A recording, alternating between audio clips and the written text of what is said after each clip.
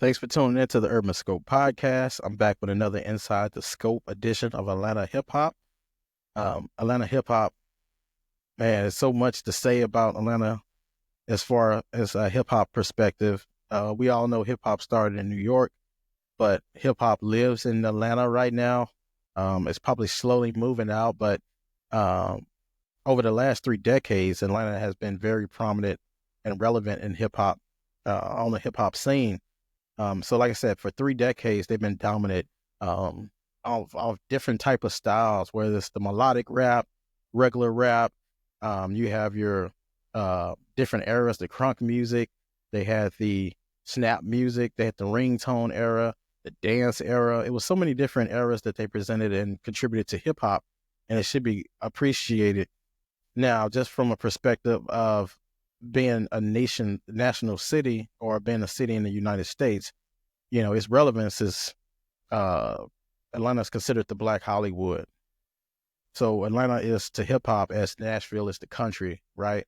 So everything when you think about Atlanta, when you think about the opportunities, how big the city is, the different areas, the zones, zone 1, 2, 3, 4, 5, 6, all those different zones. You have the Decatur, the Cab. Uh, you got all these different parts that, and it's very difficult to pinpoint what Atlanta is because it's so much. Georgia is is Atlanta, basically from what they do. Tyler Perry Studios, all the different ventures that they have, and all the different attractions. Uh, Having the Olympics in 1996, just everything. I remember going to Atlanta in eighth grade for a class trip, for like a senior trip.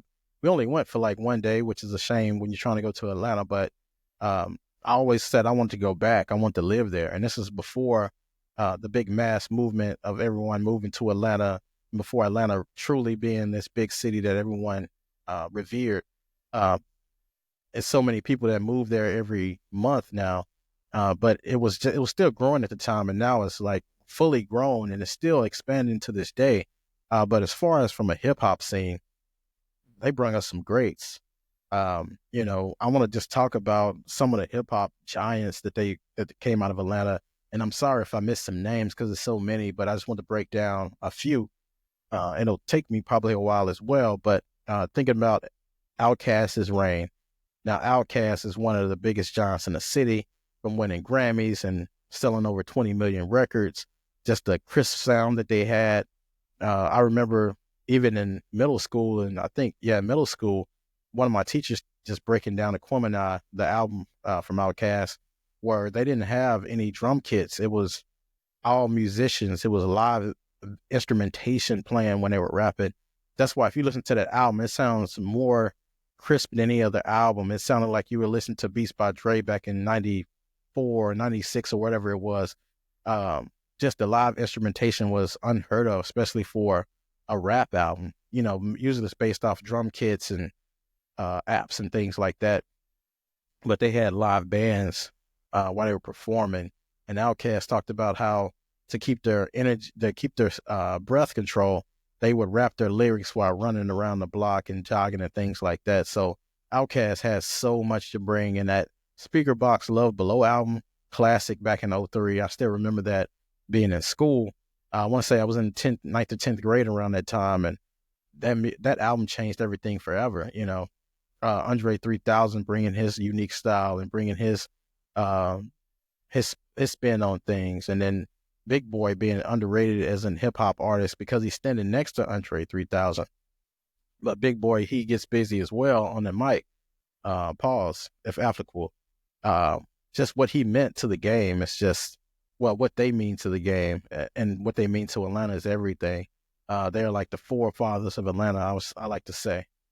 And then another guy, T.I., who he's in my top 10 rappers. T.I., he was able to do everything from the street raps to the love songs to just the club records to even the Sugar Daddy song, whatever you like. He was able to give so many different looks and so many different styles, but still remaining himself without looking like he was, selling out to his true form.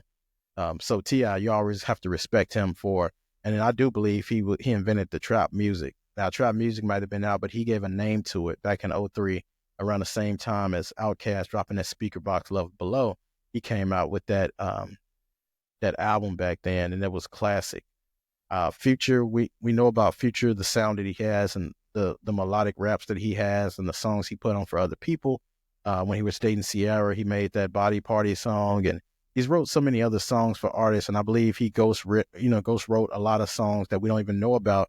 A lot of people don't say he believe he's lyrical, but I believe to an extent, to write those melodic songs, you have to be lyrical, and just to make all these different sounds that he has throughout his music that you can still vibe to. You're like, what is he talking about? But it fits with the song. His music is a vibe, and music doesn't always have to be lyrical, especially in hip hop, but it does have to be a vibe sometimes if it's not lyrical. And he does provide that, whether you go out to the clubs or if you just an introvert, which he claims to be an introvert, that just makes music and put out these songs. And then his uniqueness is he can put out 3 albums in a year and you won't get tired of the music. Most people, when they put out this music, they don't, they put it out once every so years because they don't want to think the fan base will get stale or the fan base will get bored. But uniquely, Future's able to put out that music and we don't get bored. So that's his uniqueness. Young Jeezy, when he dropped, Can't Ban the Snowman, and he dropped his solo album, Thug Motivation 101, that was different as well. I believe that dropped around '05. I want to say I was in 10th or 11th grade when that came out, but he changed the game with his sound and being able to use those ad-libs, the ad-libs that he had, it wasn't emphasized in hip-hop at the time as much, but he was able to emphasize that sound, put out a unique sound that most people, that it was different. It was something fresh, and that's what hip-hop is about, bringing fresh stuff and unique stuff and bringing new ideas and giving the listener and the audience something new to grab onto. Young Thug is one of the artists that I caught on to a little bit late. He just got out from his case, having the longest case in Georgia history. But his sound is different. Like when I talked about Jeezy having that different sound, Young Thug presented a different sound that no one else had, especially in the South. He was able to sing these songs, and I have this high-pitched raps and high-pitched singing tracks, and it works. Most people probably didn't think it would work, but it does. And like I said, like similar to Future, it's a vibe. It might not be the most lyrical, but it's a vibe. And what he says, he breaks it down to relatability, similar to that of Project Pat, which I talked about in Inside the Scope of the Memphis Hip Hop Edition. Then you have artists like Killer Mike, who broke through recently, winning a couple of Grammys last year. Just the uniqueness that he had, the sound that he had, working with Outkast and Dungeon Family and things like that. He was able to have his own style, but also had Black empowerment in his music. Having those shades of Public Enemy inside his music, and empowering Black people and telling you that Black is beautiful and not shying away from that. Being able to be a strong Black man and being outspoken as well, but being true to himself. And then being lyrical as well. He's very confident in what he does. He said a lot of time when he writes these lyrics, other rappers rewrite their lyrics because he goes so hard for the craft. They didn't realize that he could do that, so they have to change their rap up to kind of match his. It's very noteworthy. Ludacris is another artist that's different, had a different sound. He had that comedic value. His videos were a movie.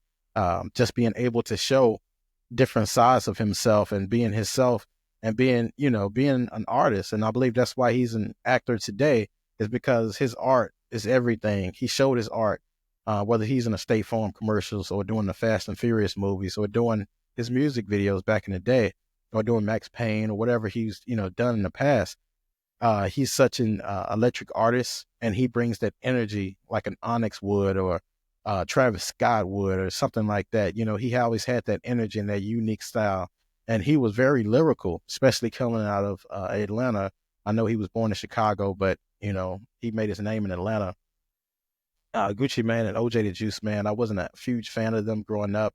at first, but then I started to catch on later because I started to understand that hip hop is more than just lyricism. It's about the expression, and these rappers will be able to express themselves from their perspective. And you have to respect different perspective in hip hop to be a true fan. And they actually taught me that, just being off their, well, Gucci Mane's entrepreneurial skills and other artists that he helped. I know he gets a bad rap for the artists that he helped because they ended up in jail or worse, but he's given people those opportunities, and he made a name for himself in the streets and in the hip hop game, and he has a great business mind in hip hop. Lil Jon and the East Side Boys, which they don't get enough credit for the help that they gave Pitbull and before he crossed over, and just that crunk era with Lil Scrappy and all these, and Crime Mob and all these different things that they had. They had a very unique sound, and they had, just everyone full of energy and happy during those times, wearing the baggy clothes and jerseys and just yelling loud and all these different things that they bring to hip hop that was unique. But like I said, it was fresh. It wasn't something that was copied, like more so like things today. It was very unique in sound and in style. And you have to respect the crunk and the snap era because everybody was doing it. 2 Chainz as well. He's in that same mold of like a Future almost. He's not as melodic, but he got a later start to the rap game, but he's very pivotal to rap, and he has a unique sound, and he has a good business mind as well, being able to partner with crystals and things like that. Just contributing so much from hip hop, even at a later start. Gunna, he got a bad rap from the Young Thug stuff, but Gunna has a unique sound. I have to listen to more of his music. I must admit, I've never listened to a lot of his songs or a lot of his albums, but I know he's a good artist, and what he contributes to hip hop should be acknowledged as well. J.I.D., who signed with J. Cole, very great artist. Doesn't sound like he's from Atlanta. Like I said, he's one of those people that don't have the same sound, but like of the area that they're in. But it works. Similar to Sci-Hi. Sci-Hi has wrote songs for Kanye and Travis Scott and some of your favorite artists, but you might not know it. And he's from Atlanta, but you would think he's from LA or New York or something like that.